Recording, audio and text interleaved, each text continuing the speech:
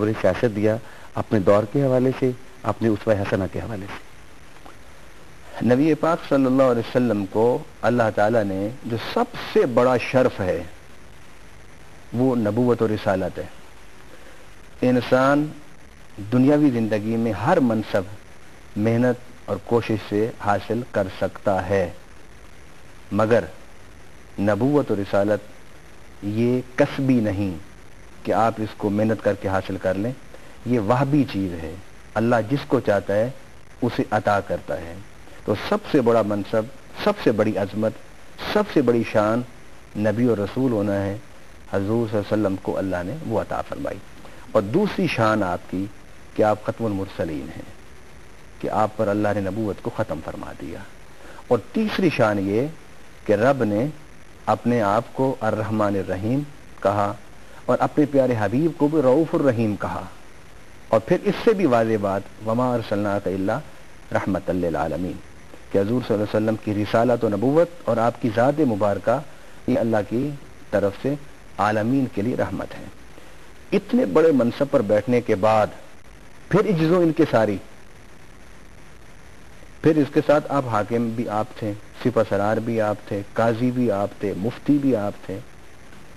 اتنے بڑے منصب اللہ نے روحانی، دینی اور دنیاوی آپ کو عطا فرما رکھے تھے، لیکن اس کے بعد آپ نے تصور سیاست میں اپنے اسوہ سے اور اپنے عمل سے اور اپنے کردار سے جس چیز کا اضافہ کیا وہ یہ کہ انسان جتنے بھی بڑے منصب پر بیٹھ جائے وہ اب عاجزی اور انکساری کو اپنا شعار بنا کے رکھے۔ حضور صلی اللہ علیہ وسلم کے پاس ایک کافر آیا، مسلمان نہیں تھا، اس نے کہا کہ میں آپ کے پاس رہنا ہے۔ آپ نے اسے اپنا بستر دے دیا، اپنا بستر، نبوت کا بستر، بستر رسالت۔ وہ اس پر جب لیٹا تھوڑی دیر کے بعد اٹھتا کہتا ہے کہ میں تو بھوکا بھی ہوں، مجھے کچھ کھانے پینے کے لیے بھی آپ دیں۔ حضور صلی اللہ علیہ وسلم نے کسی صحابی کو نہیں بلایا، آپ نے خود برتن اٹھایا اور دودھ نکالا، اسے پلایا۔ اس نے پھر مانگا، آپ نے پھر نکالا، پھر پلایا۔ 7 مرتبہ اس نے مانگا اور 7 مرتبہ اس کو حضور صلی اللہ علیہ وسلم نے پلایا۔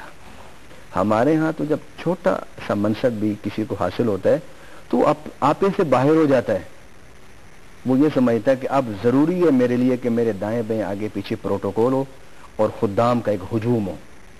کسی نے اس کی گھڑی اٹھائی ہو، دوسرے نے اس کا موبائل اٹھایا، کسی نے اس کے ٹیشو پیپر اس کے ساتھ اٹھا کے چل رہا ہو، تاکہ پتہ چلے کہ میں بڑا آدمی ہوں۔ ہم نے تو بڑائی اور عظمت کے معیار ان تکلفات کو بنا لیا ہے نا۔ رسول اللہ صلی اللہ علیہ وسلم نے اپنے عمل سے، کردار سے عظمت کا معیار خدمت انسانیت کو بنایا تھا۔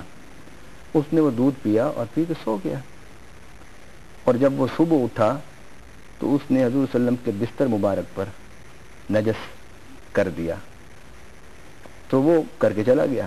اب حضور صلی اللہ علیہ وسلم اٹھے، آپ نے دیکھا وہ بستر میرا خراب ہے، تو آپ اسے دھونے لگے، پانی لیا اور اٹھایا بستر کو۔ اب وہ کافر کہتا ہے کہ میں جب تھوڑی دور گیا نا، میں نے کہا کہ میں نے حرکت تو بڑی کی ہے، اب جا کے دیکھوں کہ مدینہ میں تماشا کیا لگا ہوگا۔ وہ جب تماشا دیکھنے کے لیے آیا تو کوئی شور شرابہ نہیں تھا۔ ہمارے ہاں تو جرائم پر، غلط کاموں پر کرنے والے وہ کر جاتے ہیں اور پھر دیکھنے والے ایک تماشا لگا لیتے ہیں۔ جب وہ مدینہ میں واپس آیا تو اس نے دیکھا کہ حضور صلی اللہ علیہ وسلم نے ایک ہاتھ میں برتن اور ایک ہاتھ میں بستر پکڑا ہوا دھونے کے ارادہ فرما رہے ہیں، تو اس کا یکسر اس کا ذہن بدل گیا حضور صلی اللہ علیہ وسلم کی اس کردار کو دیکھ کے، رات والا کردار اور اب اس عمل کو۔ وہ آگے بھاگا، اس نے برتن پکڑا اور وہ کپڑا بستر کا پکڑا۔ اس نے کہا کہ آپ اللہ کے سچے رسول ہیں، یہ بستر میں نے گندا کیا تھا، میں ہی اسے صاف کروں گا، آپ مجھے کلمہ پڑھا کے میرے دل کو پاک صاف کر دیں۔ تو اس الہامی تصور سیاست میں عظمت اور بلندی کا معیار خدمت ہے، نہ کہ تکلفات۔ علامہ صاحب، بڑی خوبصورت بات آپ نے کی۔ خواتین کسی بھی معاشرے کا بڑا اہم حصہ ہوتی ہیں۔ اسلام جو ہے وہ خواتین کو کس حد تک پرمیشن دیتا ہے سیاست میں آنے کی، اور ان کا کیا کردار ہے جو وہ اسلام سیٹ کرتا ہے؟ یقیناً جس حد تک مرد کو اسلام نے سیاست میں کردار عطا فرمایا، اسی حد تک عورت کو ہے۔ مرد ہو یا عورت، اس کا جو نقطہ مرکز ہے یا سرچشمہ ہے وہ ہے انسان۔ انسان آگے تقسیم ہوتا ہے حضرت آدم میں، اور حضرت حوا میں.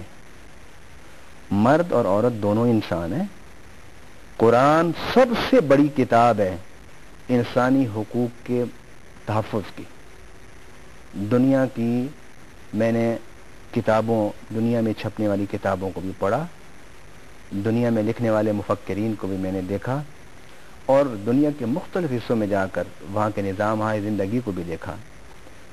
میں اس حقیقت کو اس لیے نہیں کہ میں مسلمان ہوں، بلکہ اگر کوئی بھی غیر مسلم قرآن پاک کو پڑھے اور اس نظر سے پڑھے کہ قرآن حقوق انسانیت کی کتنا تحفظ کرتا ہے، وہ بلا مبالغہ میں کہہ رہا ہوں کہ وہ پکار اٹھے گا کہ دنیا میں سب سے پہلی اور آخری کتاب انسانیت کے حقوق کے تحفظ کی وہ قرآن ہے.